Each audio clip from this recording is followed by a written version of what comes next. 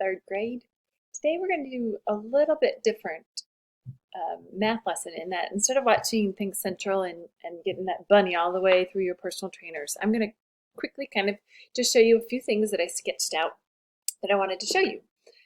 So on this piece of graph paper, each square, do you see right here, each square is equal to 1 square centimeter.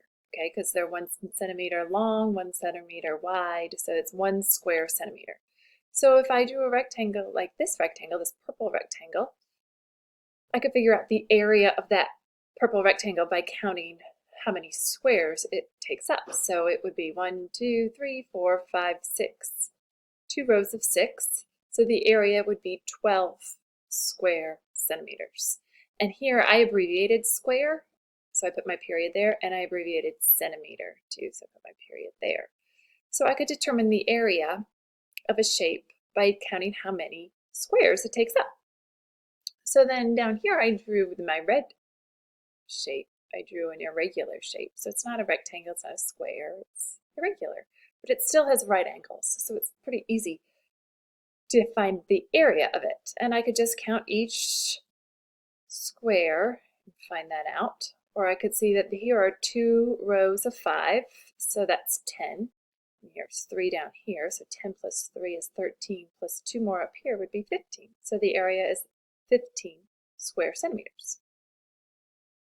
This green one, that kind of reminds me of a pentamino, doesn't it?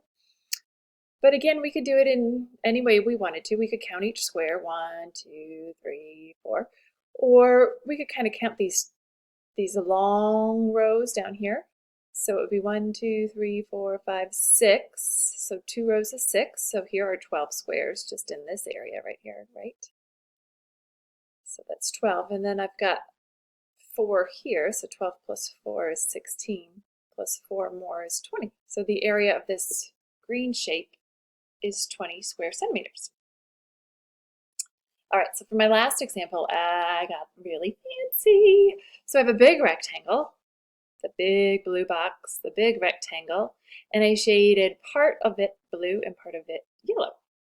So I could determine the area of my blue. I could count, and again, I could do rows, but I could count, and I could figure out that the area is 20, of the blue section is 29 square centimeters. So all this blue is 29 square centimeters. My line got a little curvy right there, sorry. If I did my yellow, okay, my yellow would be 1, 2, 3, 4, 5. I have 3 rows of 5, so that's 15 plus 1 more is 16. So the area of my yellow shape would be 16 square centimeters. If I wanted to know the area of the whole thing, I could add those two. 29 plus 16 would give me 45.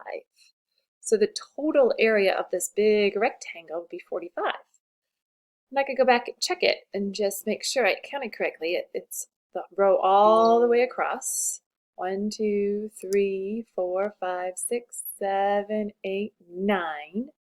So I have 9 in a row, and I have 1, 2, 3, 4, 5 rows. So 5 times 9 would be 45. So the area of this huge rectangle is 45 square centimeters. All right, so now you're going to go to your workbook and just do 2 quick pages. You're not going to do the whole thing, just 2 quick pages, just on finding the area. Now remember the difference between area and perimeter. Area is what's covering it, and perimeter is the distance around it. So we're just looking for the area, how many square amounts it takes up.